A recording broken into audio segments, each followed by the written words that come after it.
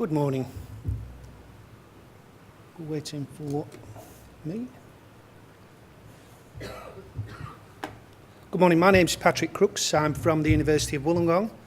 I also am an academic secondee to the Office for Learning and Teaching for 2013-2014. And I'm here to talk about promoting reward and recognition for teaching via the Transforming Practice programme, which has become the focus of my secondment.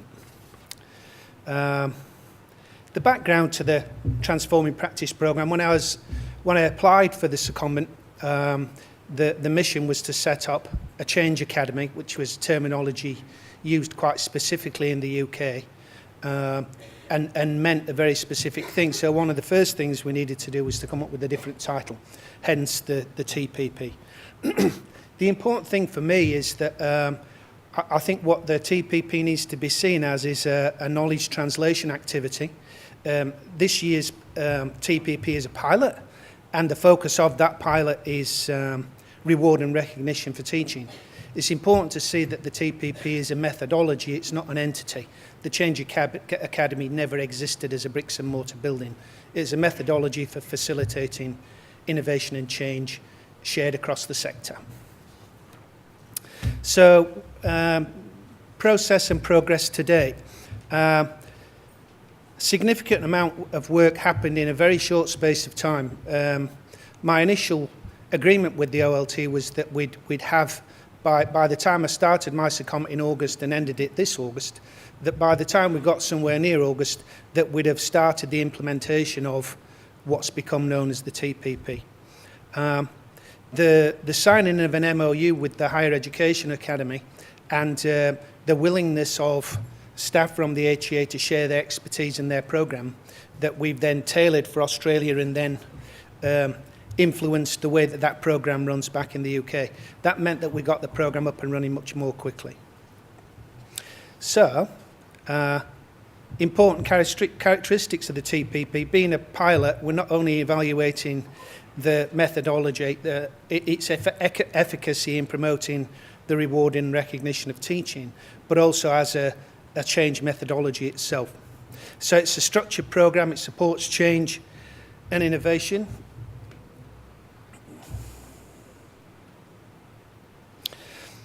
Important things, I think, that assist it in its up to now success, given the positive feedback we've had from people participating in it, and interestingly people who talk to people who've been participating in it. It's decided upon by participating institutions.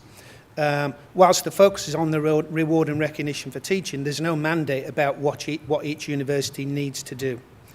It's evidence-based, both in terms of content.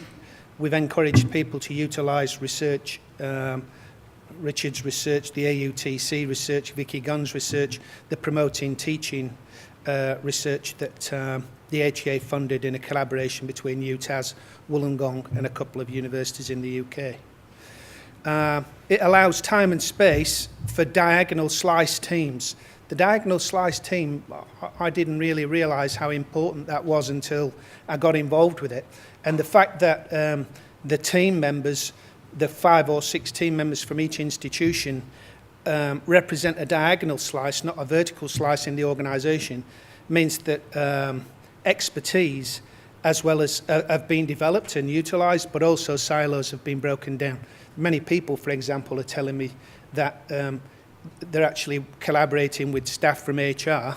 Academic developers are telling me they're working with staff from HR for the first time. It has practical ongoing facilitation and support, and there's international cross-institutional collaboration.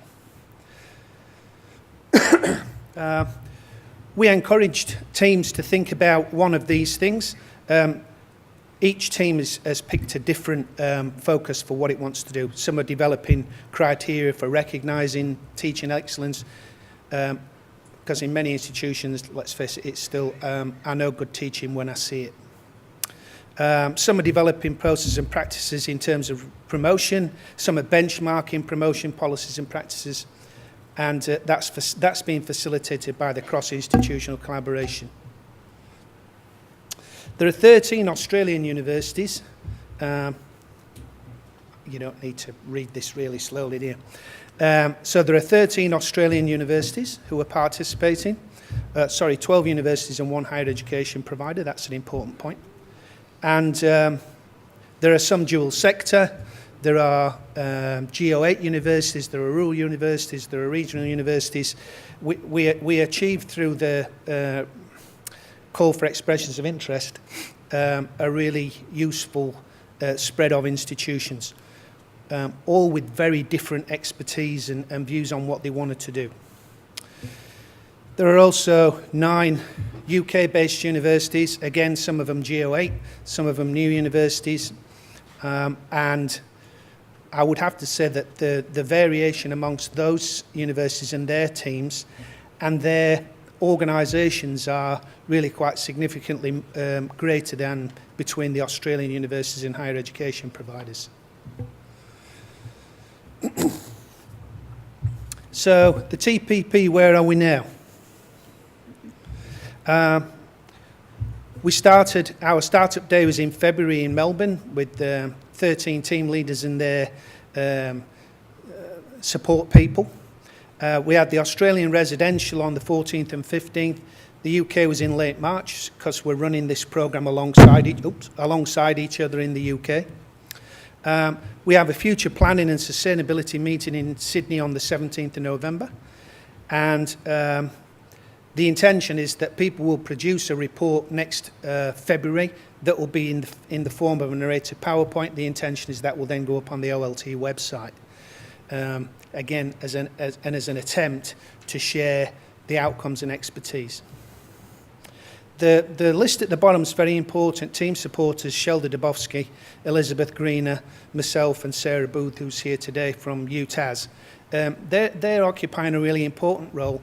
They're contacting team leaders every 2 or 3 weeks, in some ways as a prod, in terms of follow-up, but also because of the expertise that group has in terms of facilitating change and understanding the evidence in and around learning and teaching, recognition and reward. So what? We've made some significant progress so far in a relatively short space of time. We have over 20 universities collaborating and sharing expertise, interest, projects. Some universities are starting to produce products, and I think that once they've worked out about how they can manage the IP of that, then those products will be shared not only across the group but also across the sector in Australia and the UK. It's very important that for a knowledge transfer exercise that it's focusing on good quality evidence-based literature. Almost without exception, the projects that the various universities are implementing are based on evidence from one or more of those projects that I outlined earlier. We've got some good insights already into what works and what we might change. If anybody can suggest a good alternative to Yammer, please see me afterwards. And we also are starting to talk about what future TPPs may focus on. This is a pilot after all. So I'm open to questions or comments afterwards, and if people want to see me in this session, if people want to see me afterwards, then I welcome your interest. Thank you.